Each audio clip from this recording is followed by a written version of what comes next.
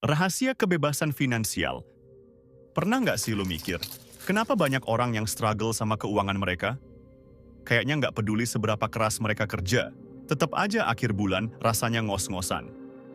Nah, kali ini kita bakal bahas soal personal finance atau keuangan pribadi, mulai dari kesalahan umum, pelajaran penting, sampai tips buat mengubah cara lo ngatur duit. Jadi gini, sebagian besar dari kita mungkin nggak pernah diajarin soal uang sejak kecil. Banyak yang tahu kalau kerja itu buat dapat duit, tapi nggak ngerti gimana cara ngatur biar cukup, bahkan bisa berkembang. Akhirnya, banyak yang kejebak pola hidup paycheck to paycheck alias gajian langsung habis. Salah satu pelajaran penting adalah soal mindset. Ya, cara lo mikir soal uang itu pengaruh banget ke keputusan yang lo buat. Banyak orang yang punya mindset konsumtif, dapat uang, langsung mikir mau beli apa. Padahal, yang harusnya kita tanya ke diri sendiri adalah, gimana caranya uang ini bisa bikin hidup gue lebih baik di masa depan? Pelajaran berikutnya, soal budgeting. Ini tuh kayak peta buat uang lo. Kalau nggak punya anggaran, lo bakal bingung uang lo lari kemana.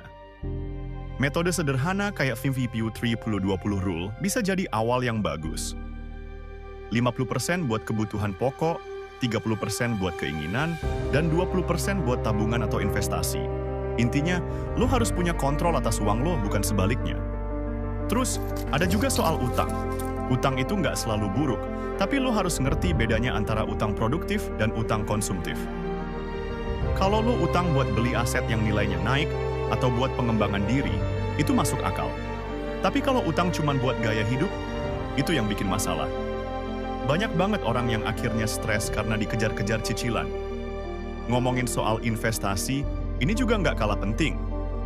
Banyak orang takut mulai investasi karena nggak paham, tapi kalau terus-terusan nunda, lo bakal kehilangan yang namanya compounding effect. Mulai aja dari yang kecil, dan pilih instrumen yang sesuai sama profil risiko lo. Investasi itu bukan soal cepet kaya, tapi gimana uang lo bisa bekerja buat lo. Selain itu, jangan lupa siapkan dana darurat. Hidup itu penuh ketidakpastian, dan dana darurat adalah penyelamat saat situasi nggak terduga muncul. Idealnya, lo punya 3-6 bulan pengeluaran lo di rekening khusus yang gampang diakses. Nah, di era sekarang, salah satu kesalahan terbesar adalah nggak melek digital. Banyak peluang di dunia digital yang bisa nambah penghasilan lo, tapi lo harus mau belajar. Entah itu soal freelancing, bisnis online, atau bahkan belajar investasi di pasar digital kayak saham atau kripto. Intinya, jangan takut buat eksplorasi hal baru. Tapi gini, semua pelajaran ini percuma kalau lo nggak punya komitmen buat berubah. Banyak orang yang semangat di awal, tapi gampang nyerah saat mulai terasa sulit. Perubahan itu butuh waktu dan usaha. Kuncinya, mulai dari langkah kecil yang konsisten. Dan terakhir, nggak ada salahnya buat belajar dari orang lain. Cari mentor atau komunitas yang punya visi yang sama. Sharing pengalaman bisa banget ngebantu lo buat menghindari kesalahan yang sama. Jadi, yuk, mulai ubah cara kita ngatur keuangan dari sekarang, biar masa depan kita nggak cuma lebih aman, tapi juga lebih bahagia. Boleh juga kita sharing-sharing di kolom komentar tentang masalah-masalah keuangan. Jangan lupa juga sharing ke teman-teman yang lain biar sama-sama belajar bareng. Sampai jumpa di video selanjutnya. See you!